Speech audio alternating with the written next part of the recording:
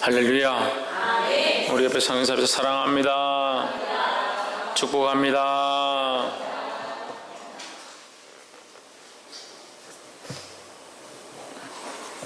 할렐루야. 사람이 마음을 다스릴 수 없으면 말을 조심해야 돼요. 마음을 다스리지 못하고 제어하지 못하는데 입술을 제어할 수 있다는 것은 거짓말이죠. 자기 마음을 먼저 다스리고 그 다음에 입술을 제어해야 됩니다.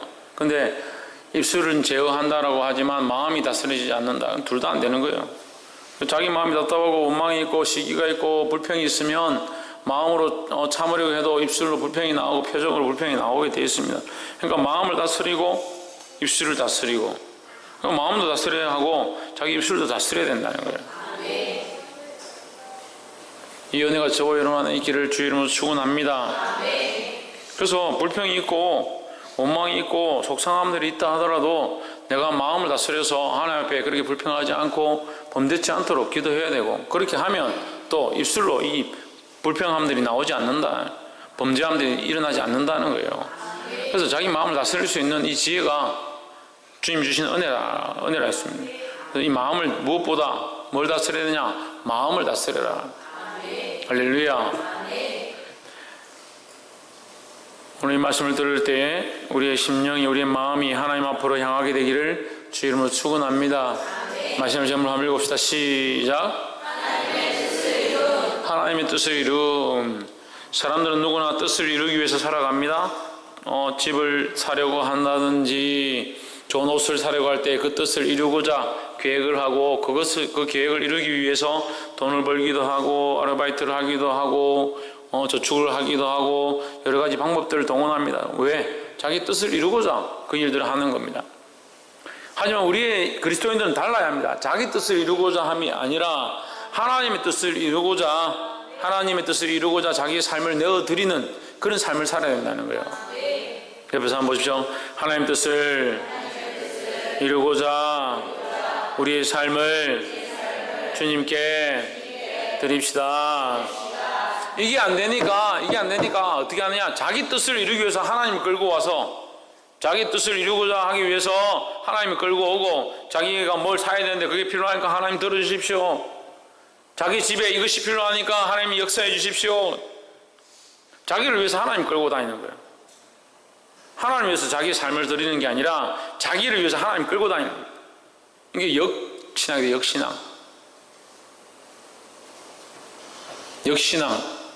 역신앙 이러면 잘 모르죠. 역적신앙 이러면 알아듣겠죠. 역적신앙이래요.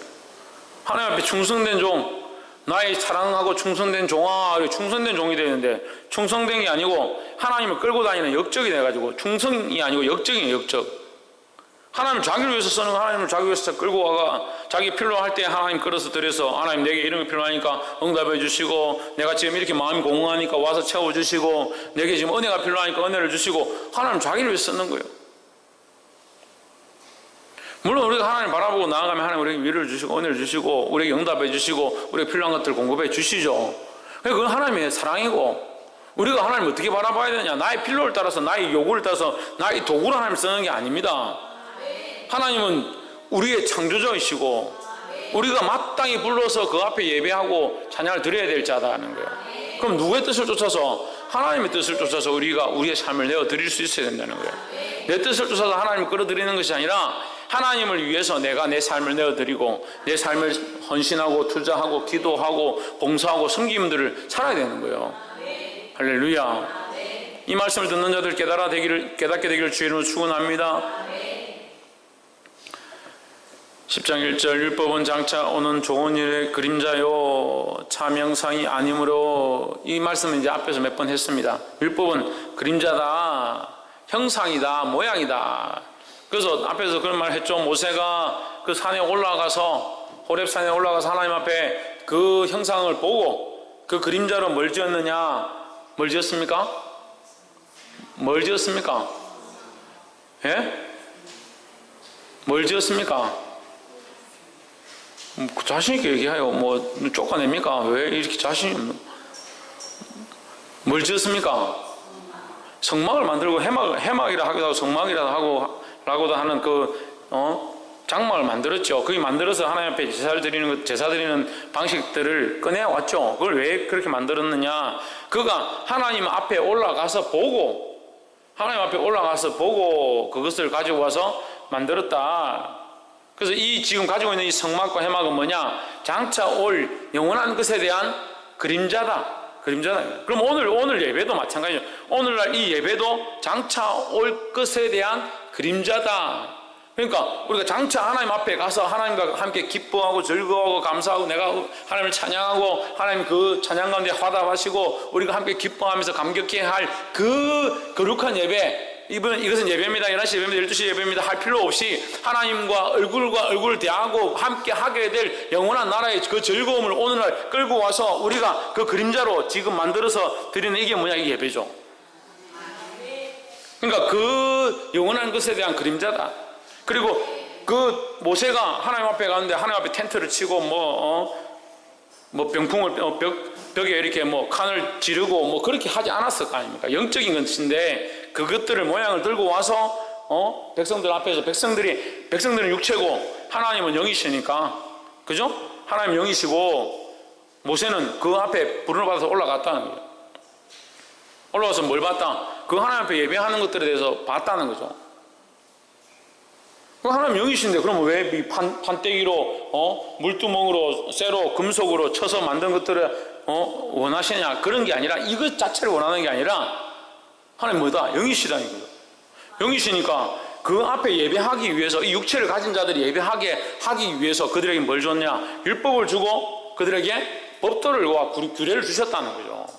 그래서 그걸 따라서 백성들이 하나님 앞에 뭐 할 수 있도록, 하나님을 찾을 수 있도록, 하나님 뜻 앞으로 나아갈 수 있도록, 이게 뭐라고요? 이게 뭐라고? 그림자다. 그림자가 중요합니까? 실제가 중요합니까? 실제가 중요하죠. 그래, 그 형상이 중요한 게 아니라 실제가 중요하다는 거죠. 근데 이 백성들이 뭘 잃어버리냐? 이 예배를 자꾸 하다 제사를 하고 짐승을 잡고 하다 보니까 이게 뭘 잃어버리냐? 실제를 잃어버리고 살아계신 하나님 잃어버리고 하나님이 향한 마음들을 잃어버리고 뭐만 남느냐? 껍데기만 남는 껍데기만. 형상만 남고 그림자만 남으니까 실제로는 이 그림자와 형상을 가지고 하나님을 찾아라고 줬는데 그 율법을 주실 때 율법을 통해서 우리가 범죄에서 우리가 죄에 대해서 할 수 없구나, 하나님 우리를 살려주십시오, 도와주십시오, 그걸 하라고, 그걸 깨달으라고 주셨는데 자꾸 이 백성들은 뭐하냐? 율법을 지켜라, 안식일을 지켜라, 절기를 지켜라. 왜 지키지 않느냐? 너는 왜 금식하지 않느냐? 너는 왜 절기를 지키지 않느냐? 정죄하고 너는 왜 말씀을 읽지 않느냐? 그거 정죄하는 데 쓰고 자기를 위해서 쓴다는 거죠. 그거 잘못됐다는 거죠. 그러니까 우리가 이 신앙생활 하다 보면 뭘 쫓아가느냐? 그림자를 자꾸 쫓아가는 거죠. 그림자를. 저도 그렇게 될까봐 가끔씩 두려워하고 저를 점검해 봅니다. 사랑하는 성도 여러분, 주의를 지키십시오, 예배를 똑바로 하십시오, 헌금을 똑바로 하십시오, 이렇게 가르치지만 중요한 것은 헌금을 하고 주의를 지키고 예배하는 것이 중요한 게 아닙니다. 더 중요한 게 뭐냐? 하나님을 만나는 거예요. 근데 성도들은 그렇게 가르쳐 놓으면 뭘 보느냐? 하나님을 만나라고. 하나님을 만난 자가 당연히 해야 될 것이 예배고, 하나님을 아는 자, 하나님 믿는 자가 당연히 하나님 앞에 예물을 드려야 하고, 그걸 가르치고 있는데 성도들은 뭘 보냐? 예물을 드리면 이름을 체크 하나 안 하나? 교회를 가면 체크 하나 안 하나? 보는 게 껍데기밖에 없으니까 판단하는 것도 껍데기만 가지고 판단하는 거예요. 하나님 마음, 하나님 뜻을 하나도 알지 못하는, 부족하지만 부족한 목자의 이 마음을 전혀 알지 못하는 거예요. 하나님의 마음도 모르고 목자의 마음도 모르고 예수 그리스도의 마음도 모르고 잘못된 길을 자꾸 간다는 거예요. 이 그림자와 형상이 중요한 게 아니라는 거예요. 그래서 그러면 이 그림자와 형상이 필요 없냐? 필요 없지 않다. 이것으로 말미암아 뭘 기억하게 한다? 죄를 기억하게 한다.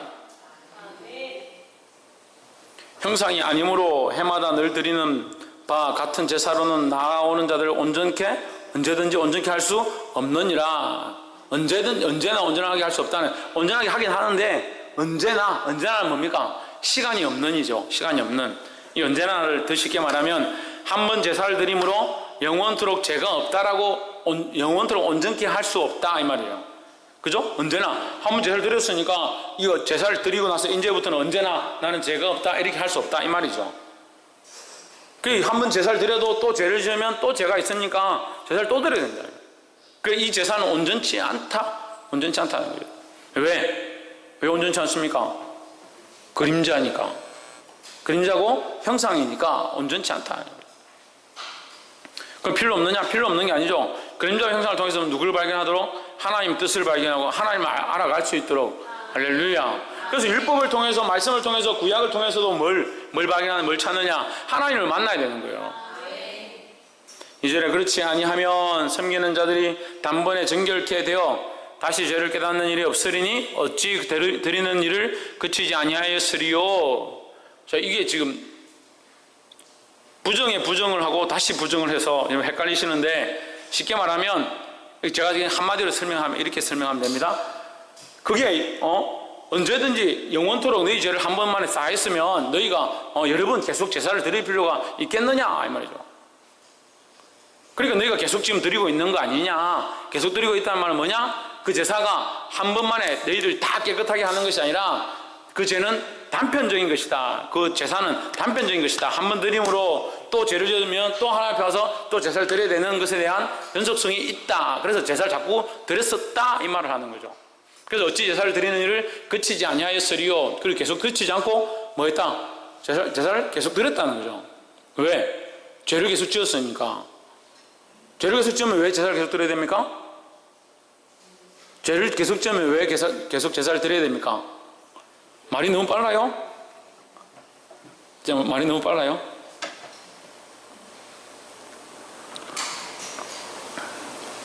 여러분 네. 사랑합니다. 아멘.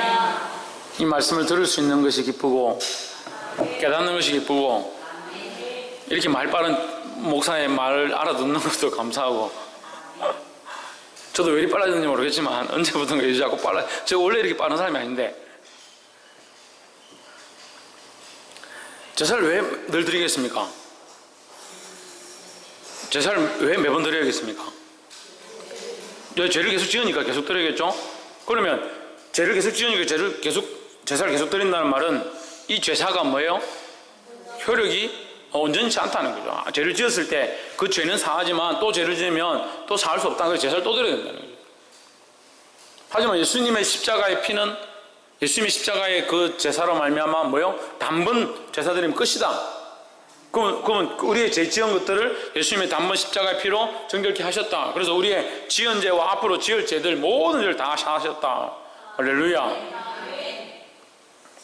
그래서 뭡니까? 이 죄를, 우리 지은 죄들을 그리스도의 십자가로 정결케 하셨으니까 우리는 다시 회개할 필요가 없다. 이렇게 말한 데가 있어요. 그게 구원파거든요. 다시 회개할 필요가 없다. 회개할 필요가 왜 없어요? 그럼 예수님이 우리에게 뭐라고 했어야 됩니까? 베드로에게 베드로, 네가 나와 발을 씻지 않으면 나와 상관이 없다. 베드로야, 내가 네 발을 씻지 않으면 네와 나와 상관이 없다. 이렇게 베드로가 그럼 뭐라고 합니까? 베드로가 뭐라 그래요? 해주시는 김에 목욕도 좀 시켜주십시오. 오늘 좀 다 때 좀 벗겨주십시오. 이렇게 얘기를 한 거예요. 그 예수님 뭐라고 하십니까? 이미 목욕한 자는 뭐라고? 이미 목욕한 자는 발을 목욕 다시 할 필요 없다. 발만 씻으면 된다는 거죠. 그리고 목욕했다는 말은 무슨 말이에요? 이미 온전케 했다. 내가 너희를 이미 온전케 했다. 너희 자꾸 더러워지는 발만 씻으면 된다 이 말입니다. 그러면 너희의 모든 죄는 내가 이미 사했고 구원에 이르게 했지만 너희 삶을 정결케 하기 위해서 날마다 하나님 앞에 범죄한 것들을 회개할 필요가 있다. 그 대신 뭐가 달라요? 그러면 여기도 맨날 회개하고 죄를 지으면 맨날 와서 회개하는데 이것과 그러면 구약시대 때 죄를 지으면 양을 들고 와서 제사 드리는 것과 무슨 차이가 있습니까? 무슨 차이가 있어요? 온전한 차이 무슨 그래요? 왜 온전한 차이입니까? 질문할까 싶어 눈치 보지 말고 무슨 차이가 있어요? 제물을 드릴 필요가 없어요. 제물을 드릴 필요가 없어요. 왜? 이게 단번 제사로 끝났기 때문에. 지금 우리가 회개하고 하나님 앞에 기도는 하잖아요. 회개하고 나오잖아요. 하나님 이 죄를 용서해 주십시오. 내가 미워했습니다. 시기했습니다. 질투했습니다. 불의했습니다. 패역했습니다. 이것들을 하나님 앞에 내어놓고 회개하잖아요. 회개하자면 뭘 드릴 필요가 없어요? 제물을 드릴 필요가 없어요. 그럼 그렇게 할래요? 우리 교회는 특별히 바꿔서 그렇게 할까요? 거짓말하는 사람은 10만 원, 한 대 지박한 사람은 100만 원, 목사님 속인 사람은 20만 원. 그럼 목사님 부자 되겠네. 그럼 맨날 드릴 때마다 뭘 드려야 돼? 그게 아니에요, 그게. 우리의 공로가 필요 없어요. 회개를 하는 데는 우리 공로 자체가 필요 없습니다. 왜? 예수 그리스도의 피가 온전하니까 그 피를 의지하면 이 죄사함을 입는다는 거죠. 이거는 뭡니까? 영원히 2000년 전에 예수님 십자가에서 못 박혀 죽으셔서 그 효력이 영원토록 간다는 거죠. 제사는 이미 끝났고 그 피로 우리를 자꾸 씻기는 일만 하는 거죠. 그래서 제사를 자꾸 드리는 것이 아니라 우리의 회개만이 필요한 거죠. 회개만.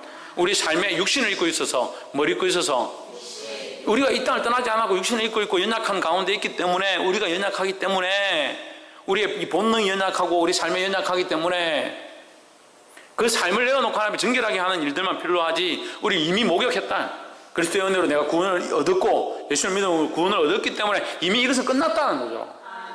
그 지금은 뭐 하냐? 우리의 그 살면서 지어가는 죄들을 정결케 하는 일들만 한다. 그래서 이것은 뭡니까? 제사를 다시 가져와서, 제물을 다시 가져와서 드리는 것이 아니다는 거죠.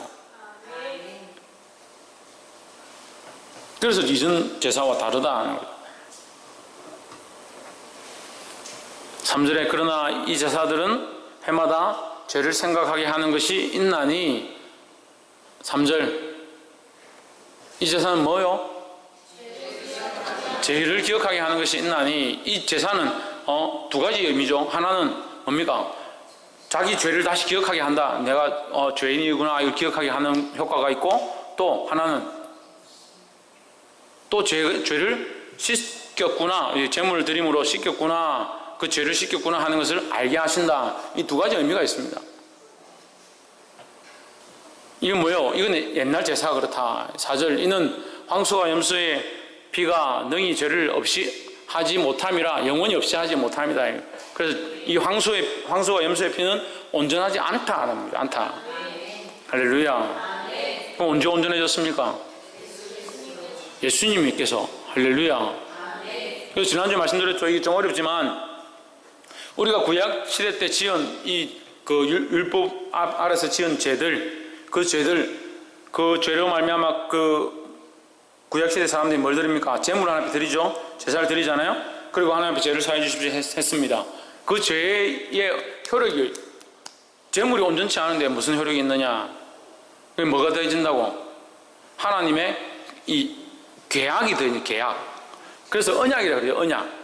네가 이 제물이, 네가 범죄했을 때 이 제물이 너 자신을 대신해야 되는데, 너와 똑같은 존재가 죽어야 되지만 너와 똑같은 존재가 없으니까 이 제물을 대신 드리면 내가 거기에 언약으로 말미암아 내가 온전케 해주겠다, 죄사함을 해주겠다는 약속하신 언약을 더해서 제물 플러스 언약 해가지고 사는 거죠.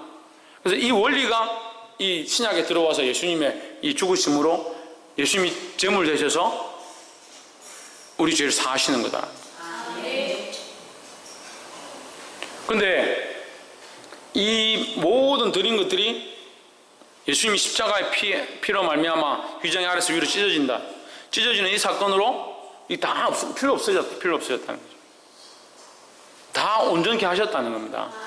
할렐루야. 5절 그러므로 세상이 임하실 때에 가라사대 하나님이 제사와 예물을 원치 아니하시고 오직 나를 위하여 한 몸을 예비하셨도다. 세상에 임하실 때, 누가 임하실 때? 예수님이 임하실 때. 그래서 몸이 필요하다. 한 몸이 필요하다. 그래서 지난주 우리가 했습니다. 예수님은 죄가 있다 없다? 왜 없다? 성령으로 잉태하셨기 때문에, 성령으로 나셨기 때문에 죄가 없다. 삶에서 범죄함도 없고 태어나시면서 죄를 들고 태어나지 않았다. 그래서 우리는 태어날 때 뭘 들고 태어난다? 죄를 들고 태어난다. 이것이 조상으로 유전된 망령된 행실을 끊으라고 하는 말씀과 똑같은 겁니다. 그래서 우리 안에 자범죄가 있고 원죄가 있는데 태어나면서 죄를 가지고 태어나는 겁니다. 그래서 고집 센 놈들은 부모를 보면 고집이 세요.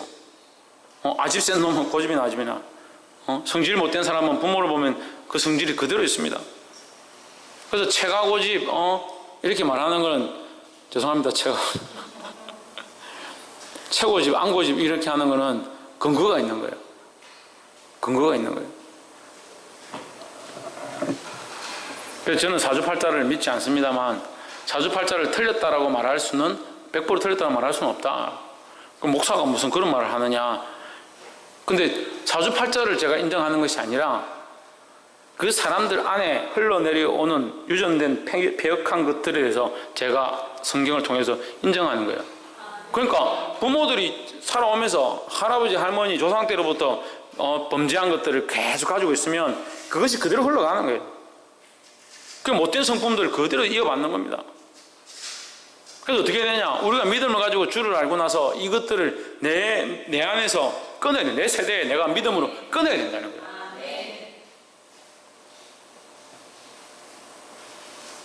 그래서 이 자랑 아닌 자랑입니다만 우리 자식들이 우리 지금 부모 세대 때와 다르게 우리 자식들은 그런 부분들이 좀 없어요. 제가 살아온 이 인생에 우리 부모 그 위에 할아버지, 할머니, 저희 부모 이 세대들에 대한 그 성격과 그런 폭력적이고 그런 부분들 제가 다 말할 수 없는 부분들을 이 자녀들에게 제가 물려주지 않으려고 제가 몸부림치고 끊었어요. 그러니까 이 아이들에게 그게 좀 덜한 거예요. 덜한 거. 그럼 이 아이들이 자라서 그 밑에 세대에는 또 완전히 끊겠죠. 이 끊어야 합니다. 이걸.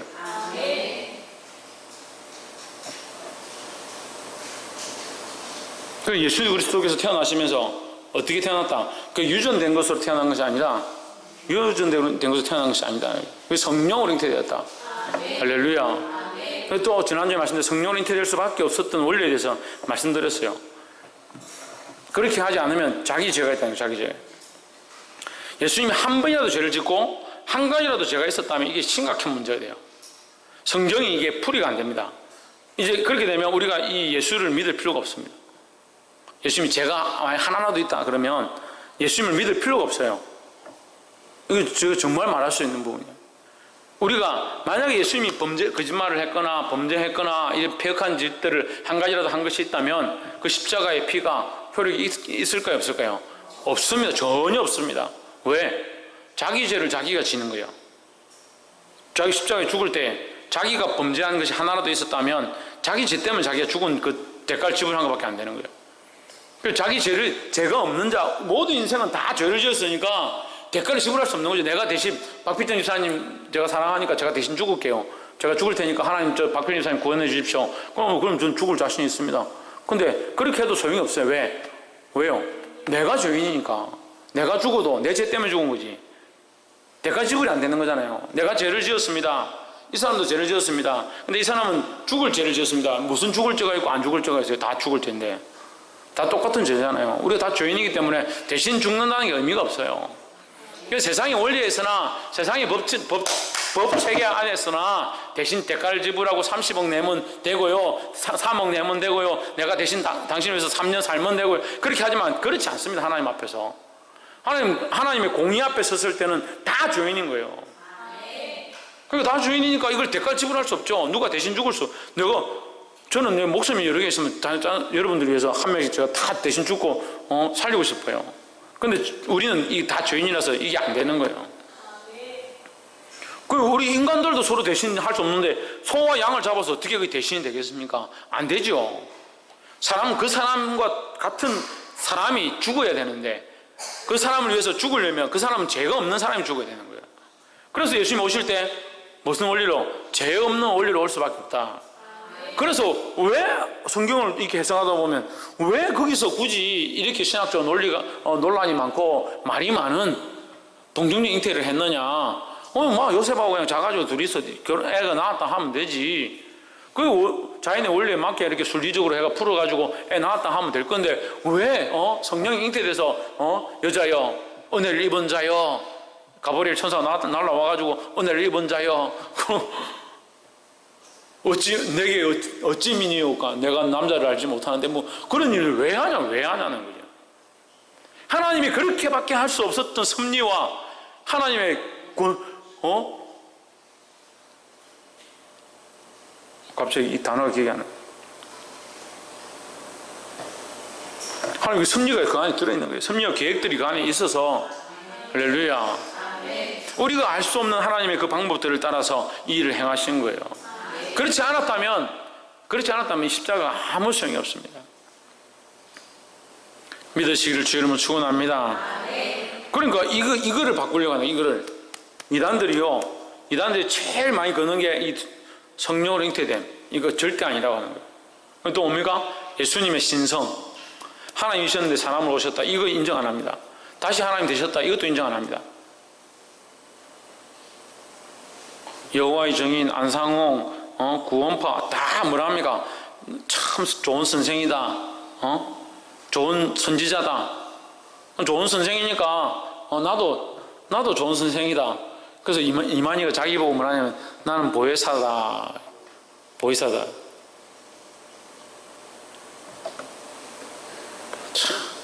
보혜사가 마누라 놔두고 여자가 필요해가지고 새로운 여자를 얻어가 바람을 피우고 그러죠.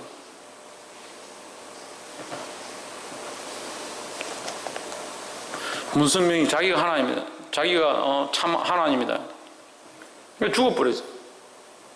죽어보니까 문선명이 아들 둘이 있는데 아들 둘이서 지금 암투를 하고 싸우고 그 깡패들 데려와가지고 칼부림하고 난리가 났어. 지금 그 통일교 그 다음 죽었잖아요. 문선명이 죽어버리니까 그 다음에 이게 권력은 어마어마하고 돈은 지금 뭐 일화 그 음료부터 시작해가지고 돈이 엄청나잖아요. 그 아들 둘이서 지금 이게 싸우고 암투가 일어나고 난리인 거예요. 서로 죽이려고 막. 안상홍 정인에도 지금 마찬가지죠. 아버지 하나님 있다가 아버지가 죽어버렸어요. 안상홍 정인의 그 안상홍이 죽어보니까 어떻게 합니까? 안상홍 마누라가 뭐라 하냐면 하나님은 원래 우리의 형상대로 우리를 지으시고 했기 때문에 우리의 형상대로 지을 때 아담과 하와를 지었다. 그래서 아버지 하나님만 있는 게 아니고 어머니 하나님도 있다. 그래서 안상홍 죽었잖아. 그래서 자기가 마누라가 일어나가지고 내가 어머니 하나님이다. 그래서 안상홍 중인은 뭐합니까? 가면 어머니, 아버지 일어나고 어머니 이랍니다. 참 인간이요.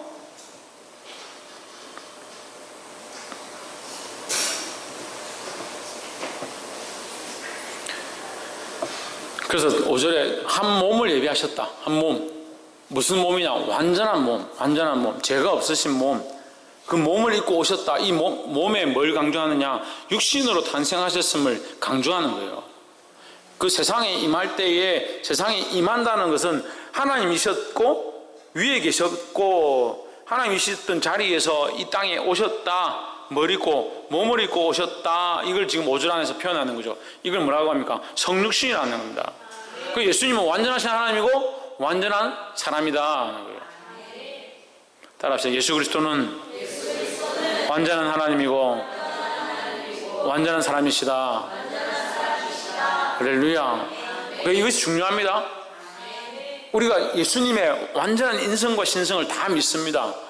이게 어느 하나라도 부정확하다라고 한다면 이게 그리스도를 믿는 사람들이 아니에요. 6절 이에 내가 말하기를 하나님이여 보시옵소서 두루마리 책에서 나를 가리켜 기록한 것과 같이 하나님의 뜻을 행하러 왔나이다. 7절에 뭐라고요? 하나님의 뜻을 이루러 왔다. 하나님의 뜻을 행하러 왔다. 누가? 그 몸을 입은 자가 어디에 계셨다가 하나님께 계셨다가 하늘 위에 계셨다가 몸을 입고 하나님의 뜻을 행하러 왔다. 그러면 이 몸을 입고 온 자, 이 예수 그리스도죠. 예수님이 오신 것은 누구의 뜻이다? 하나님의 뜻이다 하는 거죠. 오신 것도 하나님의 뜻이고 오셔서 뭘 이루고자 하느냐? 자기 뜻을 이루고자 하는 것이 아니다. 이것이 요한복음과 연결됩니다. 요한복음과 연결돼서 나는 아버지의 일을 하고 아버지께서 주신 말을 하고 아버지가 일하시면 나도 일한다는 거예요. 할렐루야. 그래서 나는 누구의 뜻을 이루고자 하느냐? 아버지의 뜻을, 하나님의 뜻을 이루고자 한다. 그래서 오늘 교회 안에도 마찬가지로 누구의 뜻을 이루고자 해야 되냐? 하나님의 뜻을 이루고자 해야 되는 거예요. 당의 뜻을 이루고자 하고 목사의 뜻을 이루고자 하고 권사와 장로의 뜻을 이루고 천만의 말씀입니다. 그건 교회 타락의 원상입니다. 원상. 그게 교회 타락의 원상이에요. 왜 자기 뜻을 이루고자 합니까? 무슨 자기들이 세종대왕인 줄 알아? 우리는 하나님을 믿는 사람들이고 하나님 뜻을 이 땅에 이루고자 살아가는 거예요. 내 삶을 들여서, 내 재물을 들여서, 심지어는 내 자존심과 내 권력들을 들여서, 내게 주신 모든 것들을 들여서 누구의 뜻을, 하나님의 뜻을 이루고자 해야 되는 거예요. 근데 뭐하냐? 교회만 오면 자기 뜻을 어쨌든 이루고자 해요. 자기 뜻을. 교회만 다니고 자리만 차지하면 그냥 뭐 하려고 하냐? 자기 뜻을 이루고자 해요. 자기 뜻을. 그러니까 교회가 타락하는 거예요. 그럼 목사가 장로 눈치 보고, 장로가 목사 눈치 보고, 이게 무슨 조선시대 왕 앞에 신하들도 아니고, 하나님 딱 빼고, 하나님 빼고 정치를 하는 거예요. 깨달아 알게 되길 주의 이름으로 축원합니다. 깨닫고 기도해야 합니다. 8절에 위에 말씀하시기를 제사와 예물과 번제함과 속죄제를 원치도 아니하고 기뻐하지도 아니하신다 하셨고, 자, 여기서 이제 오해가 생기는데,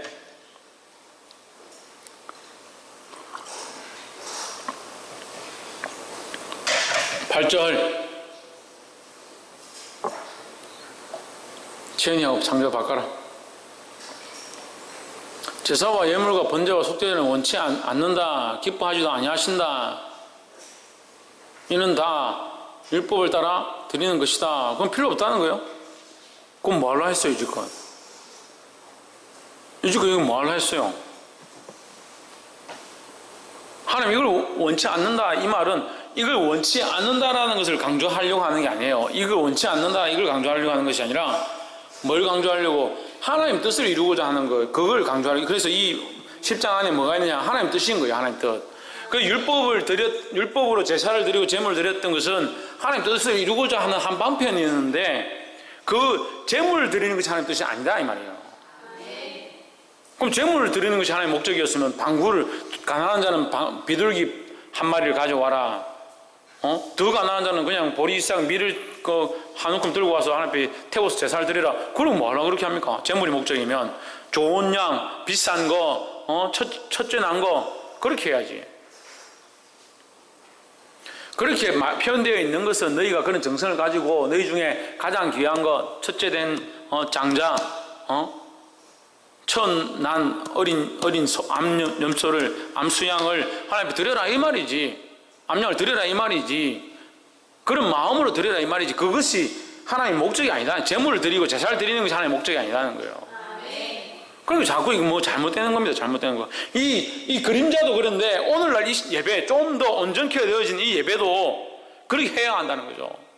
제물을 드리는 것이 이 시간에 와서 앉아있는 것이 목적이 아니라 마음을 다해서 하나님 뜻을 이루고자 하는 것이 세워져야 된다는 거예요. 그냥 그걸 빼고 자꾸 생각하니까 목사님이 책망하고 믿음으로 사십시오 그렇게 하면, 믿음으로 살지 아니하는 내 마음을 드리지 못하는 그것에 대해서 하나님 얘기하고, 그거 마음을 드리고자, 우리의 마음을 다하여 하나님을 섬기고자 그렇게 나가야 되는데, 목사님 또 뭐라 하는구나, 또 예배 안 드렸다고 내 눈치 보게 하는구나.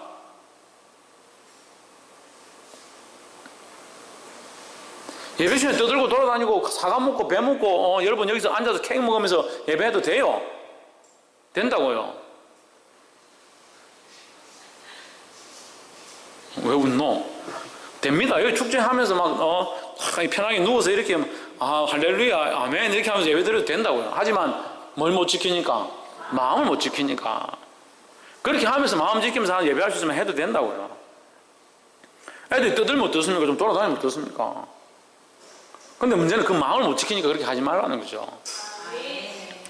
옷을 정결하게 입고 주일날 갈 때는 그래도 안 바르던 무조건 내가 바르고 옷도 좀 다리고 헌금 봉투도 착 펴가지고 미리 써가지고 이렇게. 왜 그렇게 합니까? 그게 중요하지 않습니다. 그렇지만 뭘 하기 위해서? 마음을 드리기 위해서 하는 거죠. 근데 이게 바뀌는 거예요. 바뀌는 것도 문제고 그렇게 하지 않는 것도 문제예요. 둘 다 문제인 거예요. 바뀌어가지고 마음을 드리는데 마음을 안 드리고 봉투 해가지고 이렇게 하는 거 중요하고, 구두 닦아가지고 예배 시간에 다 이렇게 앉아있는 게 중요하고, 그게 중요하죠. 그래서 뭐가 없으면, 마음이 없으면, 우리 마음을 드리지 못하면 이게 무슨 소용이 있습니까? 또 마음만 강조하다 보니까 헌금도 뭐 대충 드리고 싶으면 드리고 되면 되고 안 되면 안 되고 시간도 예배도 드리고 싶으면 드리고 안 드리고 싶으면 안 드리고 그러면서 내 마음으로 했지 않냐? 그게 아니라는 거예요. 마음이 있는 곳에 예물이 있고 마음이 있는 곳에 내가 참석하게 돼 있죠. 9절에 그 후에 말씀하시기를 보시옵소서 내가 하나님의 뜻을 행하러 왔나이다 하셨으니 그 첫 것을 패하심은 둘째 것을 세우려 하심이니라. 이 첫째 것은 예물을 드리는 제사를 얘기하고 둘째 것은 뭐냐? 이 십자가의 은혜를 말하는 거예요.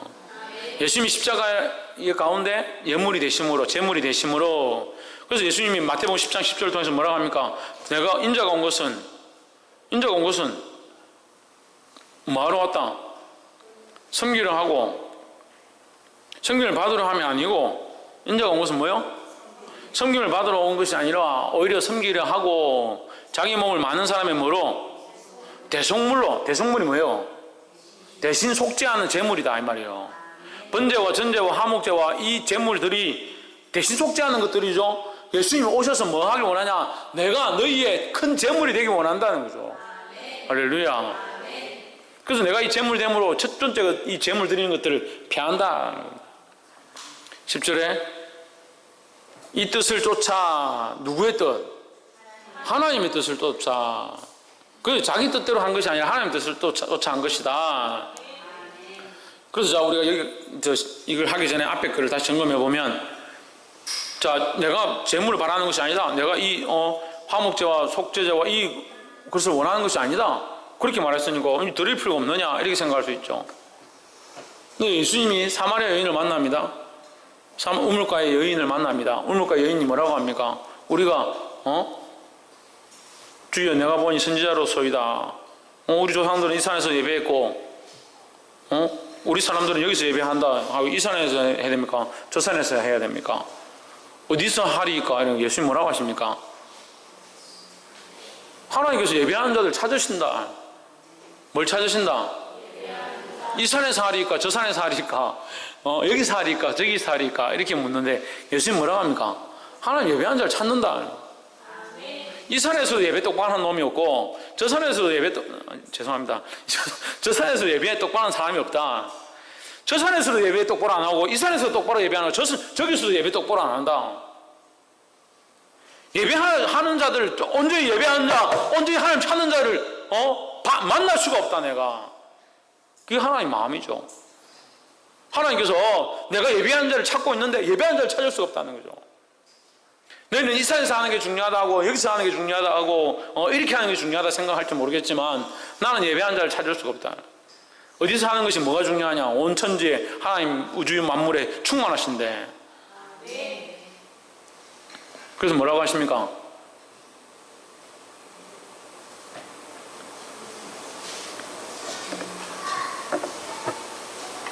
예배할 때가 오나니 곧 이때라. 어떻게 예배하라? 신령과 진정으로 예배해라. 할렐루야. 신령과 진정으로 지금 이제 너희가 무슨 예배를 해야 되냐?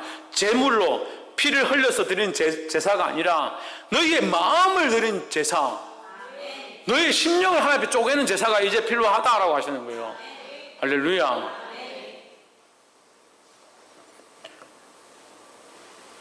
제가 한번 말씀드렸는데 구약 때부터 신약에 오면서 하나님이 조금씩 변해가지고 은혜의 하나님 되어가고 주님 오실 때가 가까우니까 점점 하나님 변하시냐? 천만의 말씀. 하나님 여전하십니다. 그러니까 제물로 드리지 마라. 제물이 중요한 게 아니지 않느냐? 너희가 이제 내 앞에서 제사를 거쳐라. 그럼 뭐라고 하십니까? 제사를 거치면 뭐합니까? 제사를 거치면 뭐합니까? 천정민 제사를 거치면 뭐하노? 신희경 제사를 거치고 뭘 하라? 그래 마음을 드려야 되지. 너희 내 앞에서 제사를 거쳐라. 내가 원하는 것은 제사가 아니고 뭐라? 자비와 인애다. 자비와 인애. 하나님이 원하시는 것은 자비와 인애지 너희의 제사가 아니다. 제물이 아니다는 거예요. 나는 자비를 원하고 인애를 원하지 너희의 제사를 원치 않는다라고 말씀하세요. 그 제사가 필요 없다는 게 아니라 마음이 들어지지 않은 그 심령이 하나님 앞에 나오지 아니한 그 제물이 필요 없다.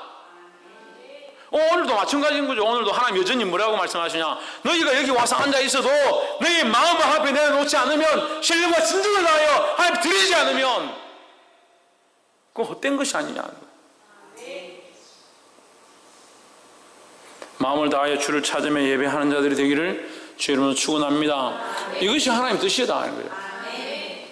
이 뜻을 따라 예수 그리스도의 몸을 단번에 들이심으로 말미암아 우리가 거룩함을 얻었노라. 누구로 말미암아? 예수 그리스도의 들이심으로 말미암아 우리가 거룩함을 얻었다 하는 거예요. 이것이 하나님의 뜻이다. 이것이 우리를 거룩하게 하시고 하나님 앞에 나아갈 수 있게 하신 것이 하나님의 뜻이다 하는 겁니다. 자, 그러면 구약시대 때 양을 드려서 제물을 드려서 하나님 앞에 나아가게 하셨고, 오늘은 이 예수님의 피로 말미암아 하나님 앞에 나아가게 하셨고, 하나님 나라에 들어가면 어떻게 합니까? 아무 재물 없어도 하나님 앞에 나아가서 하나님 앞에 바로 나아갈 수, 하나님 대면할 수 있는 그것을 하나님 원하시는 게 그게 하나님 뜻이라는 거예요. 그 하나님 처음부터 창세 때부터 그 창세 때 하나님과 아담과 함께 얼굴과 얼굴을 대면하면서 아담아 찾으시는 그 관계를 하나님 나라에까지 가서 다시 회복하기 원하신다는 거예요.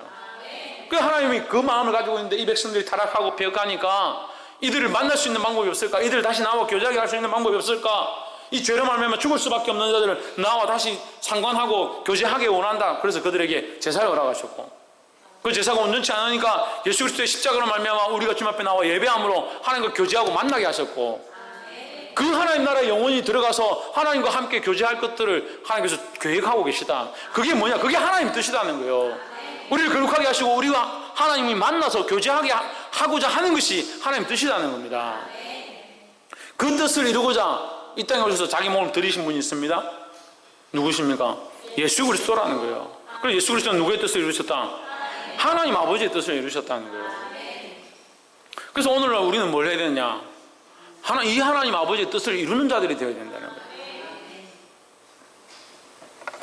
11절 제사장마다 매일 서서 섬기며 자주 같은 제사를 드리되 이 제사는 언제든지 죄를 없게 하지 못하거니와, 언제나 영원토록 죄를 없게 하지 못한다 이 말입니다. 앞에 1절에서 말씀드렸죠. 12절 오직 그리스도는 죄를 위하여 한 영원한 제사를 드리시고, 그러니까 11절에 언제나와 12절에 영원한, 이것이 반대가 되는 겁니다. 그래서 제물은 언제나 영원토록 하지 못한다. 하지만 12절에 예수 그리스도는 한 영원한 제사가 된다. 그래서 다시 어디 갔습니까? 하나님 우편에 가셨다. 그래서 원래 하늘에 계시다가 내려오셨다. 이걸 비하라 그러죠. 비하. 자기를 낮추셨다. 그래서 다시 하나님 우편에 앉으셨다. 이건 성귀라 합니다. 다시 올라가셔서 귀환하셨다. 돌아가셨다. 승리하여서 귀환하셨다. 성귀라 합니다. 성귀. 13절에 그 후에 자기 원수들로 자기 발등상이 되게 하실 때까지 기다리시나니, 이 심판날까지 기다린다는 거예요. 심판날 때까지.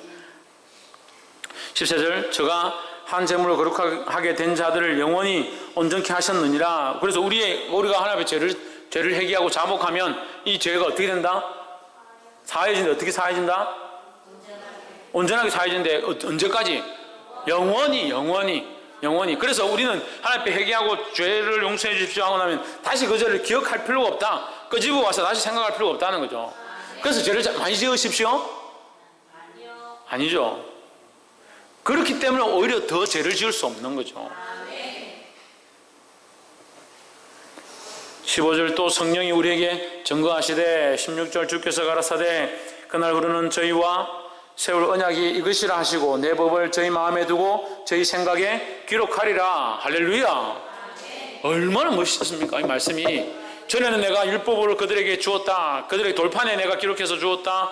하지만 이제는 내가 그들 마음에, 이제는 그들의 생각에, 우리의 마음에, 우리의 생각에 하나님의 은혜가 임하시고 주의 말씀이 임하고 성령이 오셔서 말씀하고 있다는 거예요. 할렐루야.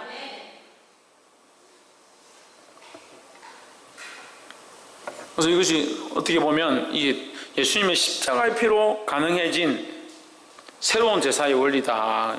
그 예수님이 십자가의 피로 하지 않았다면 성령께서 우리 안에 오실 수 없다. 왜? 우리는 다 죄인이니까. 물론 구약에도 하나님 특별히 사용하셔서 성령을 부으시는 일들이 있지만 오늘날은 이제 성령 부으심이 성령으로 고백함들이 이게 편말하지요. 많지요. 사람들이 많이 그렇게 하잖아요. 그러니까 성령께서 오늘 우리 안에 오시는 것은 예수님의 십자가의 은혜로 말미암아 우리 안에 이 통로가 열려서 성령이 오시는 거예요. 이제 다음 주에 하겠지만 그 그리스도의 피로 말미암아 깨끗함을 입은 우리가 하나님 앞에 어떻게 나아가냐. 전에는 감히 나아갈 수도 없고 고개도 들 수 없었고 심지어 제사장조차도 1년에 한 번 제사 드리러 들어갈 때 뒷걸음질 쳐서 들어가고 그렇게 했었는데 오늘날 우리는 어떻게 하냐. 담대하게 하나님 앞에 나아가는 거예요. 누구 때문에? 예수 그리스도 때문에. 할렐루야. 17절 저희 죄와 저희 불법을 내가 다시 기억지 아니하리라.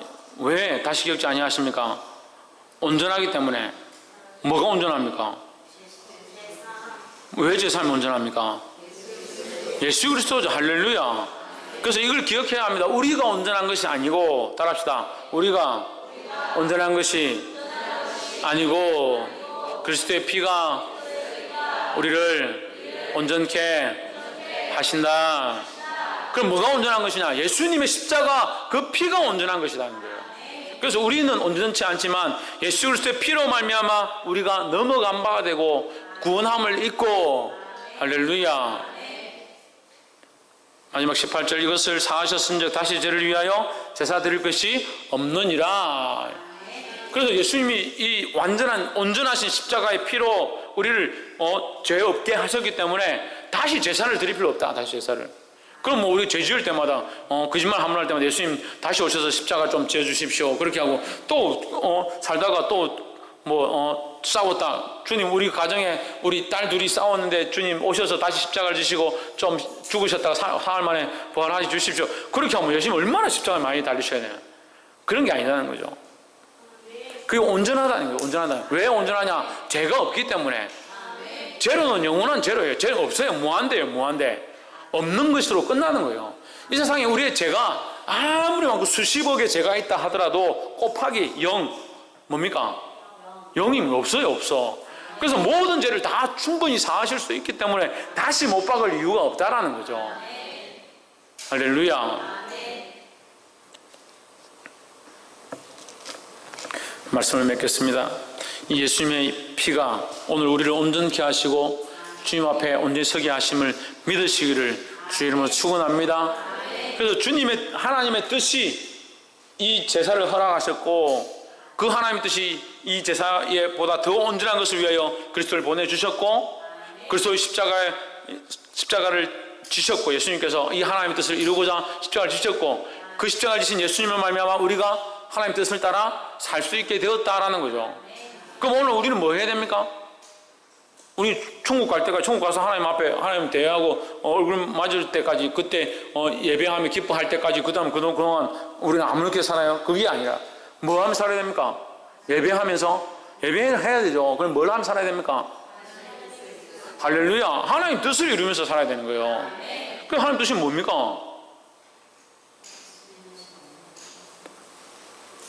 하나님 뜻이 뭐예요?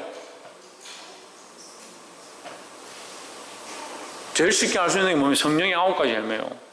사랑과 희락과 화평과 온유와 절제와 오래 참음과 자비와 양성과 충성과 온유다. 이걸 하면서 살면 돼요. 이걸 하면서 이걸 맺으려고 하는 거예요. 또 뭡니까 하나님 뜻이? 구원하는 겁니다. 영혼을 구원하는 겁니다. 나를 따라오너라. 내가 너희로 사람을 낳는 어부가 되게 하리라. 그럼 사람을 낳는 어부가 되라 하니까 사람을 낚아서 구원하려고 생각 안 하고 어쨌든 사람 한 명 낚아가지고 돈 좀 벌어보려고. 그게 아니에요. 자기 뜻을 이루고자 함이 아니에요. 지금 제가 목사님들 모여서 얘기를 하다 이렇게 보니까 한 200명, 300명 되는 교회들은 교회가 이렇게 300명 정도 되니까 자체적으로 이게 되는 거죠. 자체적으로. 예를 들면 휴대폰 하시는 대리점 하시는 집사님이 한 분 있다.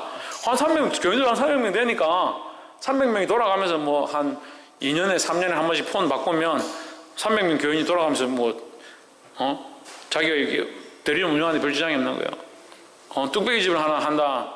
교인 한 300명 되니까 뭐 이렇게 하는데 별 지장이 없는. 그러니까 교인들이 모이는 거죠. 왜 모이냐? 그 교회만 다니면 충분히 먹고 사는데 지장이 없다. 교인들이 팔아줘서. 뭘 이루지 못하는데?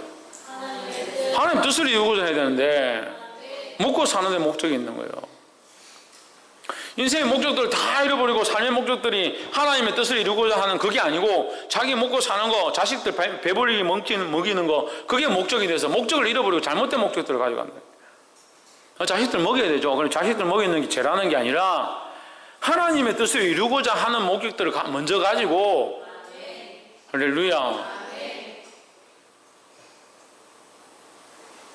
그래서 이 하나님 뜻을 이루고자 하는 자가 됨으로 하나님 기뻐하시고 승리하는 저와 여러분의 삶이 되기를 주님으로 축원합니다. 기도하겠습니다.